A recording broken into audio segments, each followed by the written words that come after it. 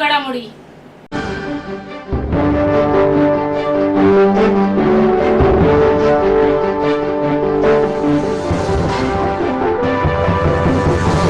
ठाणे बोरिवली भुयारी मार्गाच्या कामामुळे धूळ आणि ध्वनी प्रदूषण होऊ नये यासाठी उपाययोजनांचा आराखडा मुंबई महानगर प्रदेश विकास प्राधिकरणाने आज झालेल्या बैठकीत सादर केला।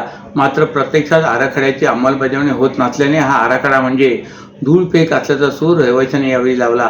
या मार्गामुळे नागरिकांचा प्रवास वेगवान होणार असला तरी या मार्गामुळे भविष्यात नागरिकांना वाहतूक कोंडीच्या त्रासाला सामोरे जावे लागू नये यासाठी पुरेसा रस्ता उपलब्ध करून द्या अशी जोरकस मागणीही रहिवाशांनी केली। दरम्यान येथील रहिवाशांना नेमका रस्ता कसा हवा आहे आणि त्यांच्या इतर कोणत्या मागण्या आहेत याचे सादरीकरण रहिवाशांचे शिष्टमंडळ पुढच्या बैठकीत सादर करतील असा निर्णय बैठकीत घेण्यात आला आहे। ठाणे बोरिवली भुयारी मार्गासंदर्भात मुंबई महानगर प्रदेश विकास प्राधिकरणाने आज मानपाडा भागातील आनंद बँकेट हॉल येथे बैठक घेतली। या बैठकीला ठाण्याचे खासदार नरेश म्हस्के, मुंबई महानगर प्रदेश विकास प्राधिकरणाचे मुख्य कार्यकारी अभियंता विशाल जांभळे, पोलीस उपायुक्त प्रशांत कदम, मेगा इंजिनिअरिंग कंपनीचे प्रतिनिधी यांच्यासह निळकंठ वूड, निळकंठ ग्रीन, वेराटाईन, कॉस्मॉस लाऊंज, सत्यशंकर या गृहसंकुलातील रहिवासी मोठ्या संख्येने उपस्थित होते। या बैठकीत ठाणे बोरिवली भुयारी मार्ग प्रकल्प नेमका कसा आहे, त्यांच्या मार्गिका कशा जाणार आहेत याचे सादरीकरण प्राधिकरणाने सादर केले। तसे या प्रकल्पाच्या कामादरम्यान नागरिकांना त्रास होऊ नये यासाठी धूळ आणि ध्वनी प्रदूषण रोखण्यासाठी उपाययोजना करण्यात येत असून त्याचाही आराखडा प्राधिकरणाने सादर केला आहे। मात्र त्यावर आक्षेप घेत धूळ आणि ध्वनी प्रदूषण रोखण्यासाठी कोणत्याही उपाययोजना करण्यात नसल्याचे सांगत हा आराखडा म्हणजे धूळफेक असल्याचा सूर रहिवाशांनी यावेळी लावला आहे। बैठकीत खासदार म्हस्के यांनी धूळ आणि ध्वनी प्रदूषण आराखड्याची अंमलबजावणी करण्याचे निर्देश दिल्यानंतर काही दिवस त्याची अंमलबजावणी केली, त्यानंतर त्याची अंमलबजावणी बंद झाली। आता या बैठकीच्या आदल्या दिवशी आराखड्याची अंमलबजावणी सुरू करण्यात आली अशा प्रतिक्रिया नागरिकांनी व्यक्त केल्यात। वाढत्या महागाईवर नियंत्रण मिळवण्यात राज्य आणि केंद्र सरकारला अपयश येत आहे। दिवसेंदिवस खाद्यतेल, इंधन, सिलेंडरचे दर वाढत आहेत असा आरोप करत राष्ट्रवादी काँग्रेस शरदचंद्र पवार पक्षाचे राष्ट्रीय सरचिटणीस डॉक्टर जितेंद्र आव्हाड यांच्या आदेशानुसार ऋतुताई आव्हाड यांच्या नेतृत्वाखाली ठाण्यात दुचाकी आडवी करून जोरदार निदर्शने करण्यात आली। शहराध्यक्ष सुभाष देसाई, कार्याध्यक्ष प्रकाश पाटील, महिला अध्यक्ष सुजाता घाग, युवक अध्यक्ष विक्रम खामकर, प्रदेश प्रवक्ता रचना वैद्य आणि पदाधिकारी कार्यकर्ते मोठ्या संख्येने या आंदोलनात सहभागी झाले होते। गेल्या काही दिवसांपासून सर्व जीवनावश्यक वस्तूंचे दर वाढू लागलेत। तेल, धान्य, कडधान्य, घरगुती गॅस, इंधन याचे दर गगनाला भिडलेत। मात्र त्याचे कोणतेही सोयीसूचक सरकारला नाही असा आरोप करीत राष्ट्रवादी काँग्रेस शरद पवार पक्षाच्या वतीने ठाणे जिल्हाधिकारी कार्यालयासमोर आंदोलन करण्यात आले। यावेळी आंदोलकांनी सरकारविरोधात घोषणाबाजी केली। गाड्या घ्या, सायकली घ्या, महागाई कशासाठी? गद्दारांच्या सोयीसाठी 50 खोके, महागाई ओके, महागाई कशासाठी? आमदारांच्या खरेदीसाठी अशा घोषणांनी परिसर दुमदुमून गेला होता। इथे दुचाकी आडवी पाडून आंदोलन करण्यात आले। मात्र देशाची अर्थव्यवस्था धारातीर्थ पडली असल्याचा आरोप ऋतुताई आव्हाड यांनी माध्यमांशी बोलताना केला आहे। यंदा फेब्रुवारीपासूनच उन्हाचा तडाखा वाढल्याने धरणामधील पाण्याचा साठा कमी होऊ लागला आहे। परिणामी वर्षभर पाणी टंचाईला सामोरे जाणाऱ्या घोडबंदर परिसरासह उर्वरित ठाण्यात पाण्यासाठी वणवण सुरू झाले। एकीकडे पाण्यासाठी आंदोलने सुरू असताना दुसरीकडे या ठाण्यात सर्व्हिस सेंटरच्या माध्यमातून रोज हजारो वाहनांची धुलाई करण्यासाठी लाखो लिटर पाणी वाया जात असल्याची बाब उघडकीस आले।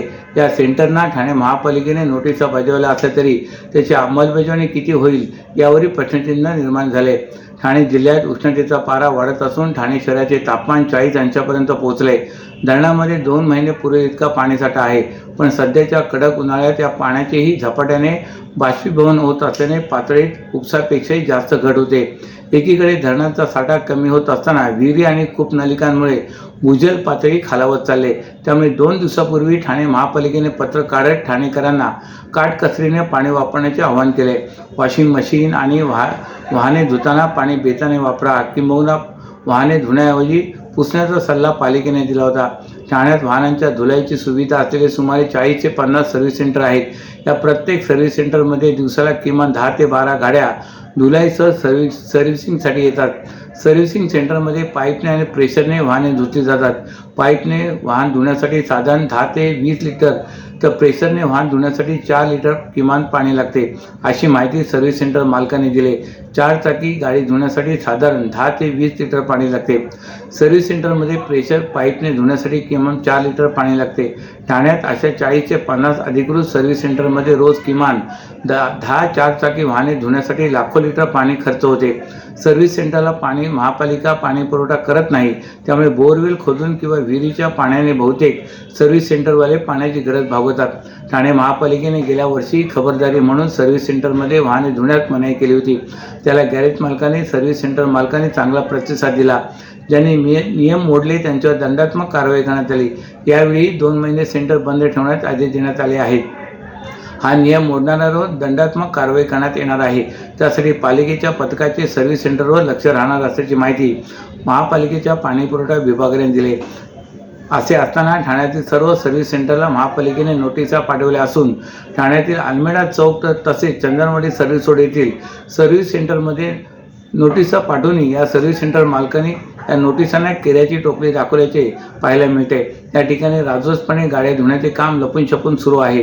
या सर्व्हिस सेंटरवर ठाणे महापालिका प्रशासन काय कारवाई करते हे पाहणे आता गरजेचे आहे. महाराष्ट्रातील भगिनींना आधार देणारी राज्य शासनाची मुख्यमंत्री माझी लाडकी बहीण योजना. या योजनेअंतर्गत अल्प उत्पन्न गटातील 21 ते 65 वयोगटाच्या भगिनींना मिळणार दरमहा 1500 रुपयांची मदत. अर्ज करण्यासाठी 31 ऑगस्ट 2024 पर्यंत मुदतवाढ. कुटुंबाचं वार्षिक उत्पन्न 2.5 लाख रुपयांपेक्षा कमी असलेल्या महिला पात्र. कुटुंबाकडे पिवळं किंवा केशरी रेशन कार्ड असल्यास उत्पन्नाचा दाखला आवश्यक नाही. पांढरं रेशन कार्ड असेल किंवा रेशन कार्ड नसेल तर कुटुंबाचं वार्षिक उत्पन्न 2.5 लाखांपेक्षा कमी असल्याचा दाखला आवश्यक. योजनेसाठीचा ऑनलाईन अर्ज नारी शक्ती दूत ॲपवरून किंवा पोर्टलवर भरता येईल. ज्या भगिनींना ऑनलाईन अर्ज भरता येत नसेल त्यांच्यासाठी अंगणवाडी, ग्रामपंचायत, वॉर्ड ऑफिस, सेतू सुविधा केंद्रामध्ये किंवा आशाताई बचत गटाच्या CRP यांची मदत उपलब्ध. आता आपल्याला अभिमानानं म्हणता येईल, सुखी आणि सुरक्षित आहे माझी लाडकी बहीण. राज्यात 89,000 कोटीची विकास कामे झालीत, पण ठेकेदारांची बिलाची रक्कम देण्याकरिता राज्य शासनाने केवळ 4,000 कोटीचा निधी दिलाय. यातून ठेकेदारांना कामाच्या केवळ 5% रक्कमच मिळणार आहे. परिणामी ठेकेदारांनी जगायचे कसे असा प्रश्न आता निर्माण झालाय. परिणामी राज्यातील विकास कामे थांबतील अशी माहिती महाराष्ट्र राज्य कंत्राटदार महासंघ व राज्य अभियंता संघटनेचे अध्यक्ष मिलिंद भोसले यांनी दिले. राज्यभरातील महाराष्ट्र राज्य कंत्राटदार महासंघ व राज्य अभियंता संघटनेचे अधिवेशन काल ठाण्यात पार पडले. यावेळी मिलिंद भोसले, संजय मैन, नागराळे, बापू लाड, राजेश देशमुख, अनिल पाटील, सुबोध सरोदे देशमुख, पालेचा सुरेश पाटील, प्रकाश मांडव, अनिल नलावडे आदी राज्यातील विविध संघटनेचे पदाधिकारी उपस्थित होते. मागील वर्षी निवडणुका समोर ठेवूनच 5 वर्षातील विकास कामांच्या निविदा राज्य सरकारने एकाच वर्षात काढल्या असा आरोप मिलिंद भोसले यांनी यावेळी बोलताना केला आहे. राज्य शासनाच्या स्वतःच्या फायद्यासाठी विविध योजना राबवत आहेत. यात लाडकी बहीणसारख्या योजनांचा समावेश आहे. या योजनांच्या माध्यमातून करोडो रुपये खर्च होत आहेत. परिणामी ठेकेदारांच्या बिलांची रक्कम अदा करण्याकरिता राज्य सरकारकडे पैसे नसल्याचे भोसले यांनी सांगितले. विशेष म्हणजे घरात बसून योजनेच्या माध्यमातून पैसे मिळत असल्याने कामासाठी मजुरी मिळत नाहीत असा आरोपही भोसले यांनी यावेळी बोलताना केला आहे. त्यातही काही ठिकाणी जाणीवपूर्वक निविदांमध्ये जाचकाठी टाकून ठराविक मोठ्या ठेकेदारांनाच काम मिळण्यासाठी सरकारचे प्रयत्न सुरू असल्याचा आरोपही भोसले यांनी केला आहे. सध्या राज्यात झालेल्या विविध विकास कामांची 89,000 कोटींची बिले प्रलंबित आहेत. ही बिलांची रक्कम 31 मार्चपर्यंत देऊ असे आश्वासन राज्य शासनाने दिले होते, पण प्रत्यक्षात केवळ 4,000 कोटीचा निधी देण्यात आला आहे. ही रक्कम एकूण प्रलंबित बिलाच्या 5% इतकीच आहे. परिणामी बिलाची रक्कम अदा न झाल्यास शासन दरबारी कोणीही ठेकेदार काम करण्यासाठी धजावणार नाही. त्याचा परिणाम राज्यातील विकास कामांवर नक्कीच होणार असेही भोसले यांनी सांगितले. ठाण्याच्या यशोधननगर परिसरात राहणाऱ्या श्रीमती माने या परिसरात सकाळी मॉर्निंग वॉक करण्यासाठी गेले असता मागून येणाऱ्या दुचाकीवरून चोरट्यांनी त्यांची सोनसाखळी खेचून पलायन केले होते. याबाबत त्यांनी वर्तनगर पोलीस ठाण्यामध्ये सोनसाखळी चोरीचा गुन्हा दाखल केला होता. या गुन्ह्याचे गांभीर्य ओळखून वरिष्ठांनी गुन्हा उघडकीस आणण्याबाबत सक्त आदेश दिल्याने गुन्ह्याच्या तपासाबाबत वरिष्ठ पोलीस निरीक्षक श्री राजकुमार वासचौरे यांनी वर्तनगर गुन्हे प्रकटीकरण पथकाचे पोलीस उपनिरीक्षक विठ्ठल चिंतामण व प्रकटीकरण पथक यांना गुन्हा उघडकीस आणण्याबाबत मार्गदर्शन करून सक्त आदेश दिले होते. त्या अनुषंगाने सदर गुन्ह्याचे तपासात तत्काळ येथील फिर्यादी यांच्याकडे कौशल्याने विचारपूस करून यातील आरोपीच्या वर्णनाबाबत माहिती प्राप्त करून सदर घटनास्थळाचे व परिसरातील तांत्रिक विश्लेषणाच्या आधारे बाईकने तपास करून आरोपी चितळसर, कापूरवाडी, खारेगाव टोलनाका, मुंब्रा, डायगर, मानपाडा मार्गे अंबरनाथ शहराकडे गेला असल्याची खात्रीलायक माहिती प्राप्त करून योग्य प्रकारे सापळा रचून त्यात पळून जाण्याची संधी न देता मोठ्या शिताफीने यातील आरोपीस ताब्यात घेऊन त्याच्याकडे सदर गुन्ह्याच्या अनुषंगाने चौकशी केली असता त्याने सदर हा गुन्हा केला असल्याची कबुली दिली. सदर आरोपी जाफर युसुफ जाफरी उर्फ चव्हाण, संदीप गिरीशंकर प्रसाद या 2 आरोपींना अटक केली आहे. पोलिसांनी त्याच्याकडून चोरी केलेला एकूण 3,90,240 रुपये किमतीचा 6 तोळे 4 ग्राम 74 मिलीग्राम वजनाचे सोन्याचे चैन, मंगळसूत्र हस्तगत केले. तसे 1,20,000 किमतीचे 2 मोटरसायकल व 15,000 रुपये किमतीचे 2 मोबाईल फोन जप्त करून चोरीतील एकूण 5,25,240 रुपये किमतीचा मुद्देमाल पोलिसांनी हस्तगत केला आहे.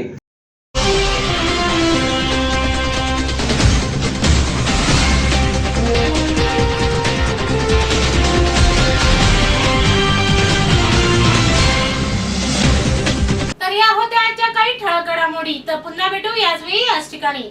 ठाणे दर्पण या वृत्तवाहिनीचे प्रसारण YouTube वर पाहायला विसरू नका.